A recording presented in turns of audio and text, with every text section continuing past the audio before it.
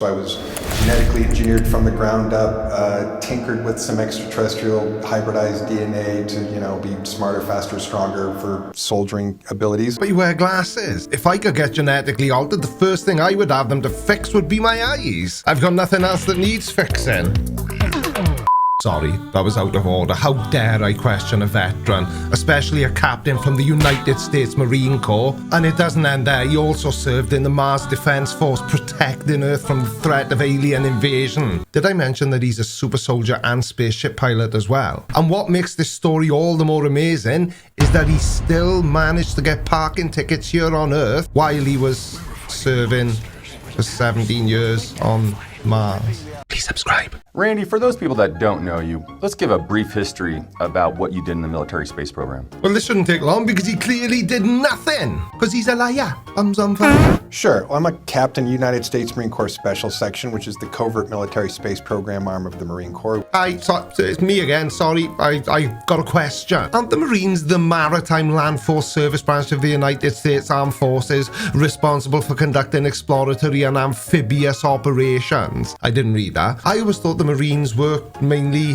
with marine stuff. That's where they do most of their marining. Maybe the Air Force? They're kind of on the way to space already because they fly, so they're in the air. In the late 1960s, they were developing a augmented soldier program to build soldiers genetically from the ground up, which I was in a program in the late 1960s called Project Moonshadow. Yeah, bit awkward. I've just wasted an hour of my life looking for Project Moonshadow. It does not exist. And this is substantiated by... I'm telling you, it doesn't exist. I couldn't find anything, okay? Was trained as a toddler through adolescence, teenage years, deployed when I was 17 years old for a 20-year tour of duty where I spent a little over 17 years in the MDF, which is the Mars Defense Force, which is a contracting agency that works for the Mars Colony Corporation, which is under the umbrella of the ICC, or the International Corporate Conglomerate. Thank you, man in a suit with a stop sign, but I'm still wondering how exactly you were being genetically modified in the late 60s when you weren't born until May the 25th, 1970. You'd have still been swimming around your old man's nads then. I was in the infantry there on the ground, mostly scuffling with indigenous reptoids and indigenous insectoids territorially, mostly really to test military equipment. And then at the end of that period, I was given a promotion, got to go to flight school, and finished out my 20-year tour as a pilot in an air wing aboard the EDF SS Nautilus, which stands for Earth Defense Force Starship Nautilus, which is basically an aircraft carrier in space, patrolling the solar system to keep, interlopers out. That's the coolest fucking story I've ever heard in my entire life. Luna Operations Command. A couple of times, like on the way out, on the way back, certainly during the training period, it was a place that we went back and forth to a few times. It's a big place. It's big, and it's been there since they probably broke ground on it like in 1953, 1954, something like that. So it's been there forever. Must have missed that one then. Well, not me. I've not been to the moon, but I'm talking about Neil Armstrong and Buzz Lightyear. I mean Aldrin. How the hell could they miss a gigantic base on the moon? Especially when you consider it was put there 16 years before they ever got there. Idiots.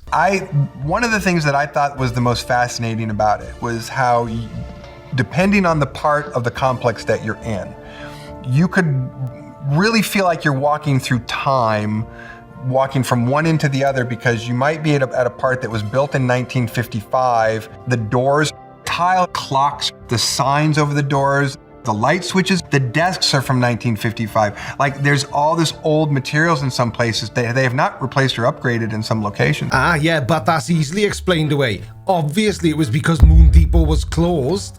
Depot. It's Depot. Learn to speak American. And anyway, if they thought ahead of time, they could have always asked Buzz and what's his chops to fetch some supplies up. It's a trippy place, but it's huge. It's I couldn't tell you how many levels, how many square feet, how many miles, deep, wide. But it's big. Because it's been built and expanded on over the decades. It just keeps bigger and bigger. So not only did we miss this enormous moon base when we went to the moon in 1969, but also nobody has noticed these flights going back and forth to the moon from Earth doing supply runs? So when you're out in space, what you notice is if you turn everything off and you're in the dark, so to speak, nothing of the kind. You are lit up in a sea of stars. I mean, you could read a book by it. It's that bright when you're out there. The power goes out. I can whip out the emergency manual and hold it up to the window and I can read by starlight. Now, obviously, I'm no expert on this topic, so I'm just gonna take a stab in the dark. See what I did there? Dark space. Space is a near perfect vacuum, meaning that there's not that many particles floating around up there. And there's virtually nothing between the stars and the planets to scatter the light to our eyes. And if there's no light reaching our eyes, what exactly are we seeing? It's also not confusing because we're in the arm of the galaxy, all right? And so the band of the Milky Way galaxy that goes across the sky when you're looking up from the sky. Well, when you're in space, that's not a band that arcs across the sky. It's a circle that goes all the way around you. And it is in the horizon position because of where we are in the arm. Now, I don't want to do what I usually do and just blurt out, "You're wrong," but you are wrong. You do realize that for us to see the Milky Way as a band going around us, we would need to be somewhere near the center of it, don't you?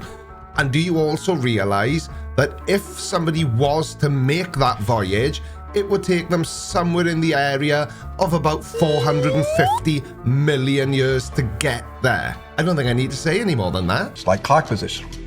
How space people navigated in space forever, right? So when you're out there, you can look in any direction and know pretty much where you are, where you're going. There's no sense of I'm lost, where am I? It's dark, I don't know what's happening. It is absolutely the most visible, beautiful, gorgeous, easy to figure out where you are. And again, that horizon point, that up and down thing, all of a sudden, because you think as a pilot on the ground, oh, when I'm out in space, there's not going to be an up or a down. Yeah, there's totally an up and a down, and it's the horizon line of the galaxy that goes around you in that band. It's a circle that goes all the way around you, and you're never above or below that horizon point because you'd have to above or below the galaxy line to get out of that. And any direction you go, you're not getting outside of that horizon line, so that horizon is a constant. Hang on a minute, something's telling me that this guy hasn't actually been to space. I've never heard anything so stupid in my life. Just picture it yourself. You're up in space, completely pitch black, nothing is close enough to be a point of reference for you. You'd struggle to know which way was left, right, up or down. So for you to say that it's easy to navigate just really illustrates quite strongly the fact that you're making all this up. You have to leave the galaxy for that ring around you, that horizon point, to disappear. When you're out there and it's totally dark and it's totally quiet and the engine hum turns off and the electrical hum turns off and there's nothing in radio going on in your ear, space makes music. What now? There is a musical sound that it makes. And I am told by extraterrestrials who understand this a bit better than I do that if you become really familiar and psionically attuned to hear that sound, you can navigate by it. No, you cannot hear sound in near empty regions of space. Sound is created by the vibration of atoms and molecules in a given medium like water or air. There's no air in space, and there's definitely no water. So what exactly is that sound traveling through? So sorry, Randy, and in this case, E.T., because after all, it was him that told you this. You're both wrong. And for those of us that don't know, because I'll be honest, I did just have to look this up, psionics is the proposed discipline that applied the principle of engineering to paranormal and psychic investigation. So again, not really a strong piece of evidence. Now, if you were to bump into Randy in the street, he just looks like any other 50-year-old man. But not me, because I'm a sexy love hunk. So that leaves us with one big question. Why? Why make up such an unbelievable story and have absolutely no way to substantiate your claims? What are you getting out of this? Not much. Why are you only raising $70,000 for the holographic med beds? It's about money? Well, I have to say, I for one am extremely shocked. Wouldn't it be more in the millions to get such a technology going? Yeah, the person who set up that for me was essentially attempting to raise some funds so that I could put more full-time work into that. So this whole thing is a money-making scam then? You were trying to raise money to develop a technology that doesn't exist anywhere. And I don't want to oversimplify it by making it only about money, because he's also clearly completely insane, but this is definitely not heading in the direction I thought it was heading. Who have regrown fingers, teeth, a woman that had a hysterectomy that regrew a whole nother uterus. Well, it would seem that Randy's a triple threat, because not only is he a spaceship pilot, a super soldier, and the perfect male specimen, but he's also now capable of developing medical equipment that he only knows about because he was lucky enough to live and serve in the military on Mars for 17 years, and the aliens told him all about them. He definitely wasn't hoping that people who've been critically injured and maybe lost a leg or an arm would buy into this crap and support his really stupid money-making scheme. Couldn't have been that. No way. But just in case it was that, how much are we talking? Are we talking 100,000? 500,000? Not much. My CFO right now for the research and development project is actually in a process to raise about 25 million for the first phase. Not much. Phase 2 is about another 25 million. Phase 3 is going to be somewhere between 150 and 200 million. Not much. So, are we ready? You ready for it? 3, 2, 1. Down to the comment section. Let's talk about it now.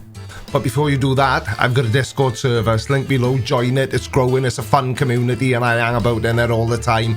And all the ways you can support the channel are down in the video description as well. Thanks for watching, everybody. Love you. Bye.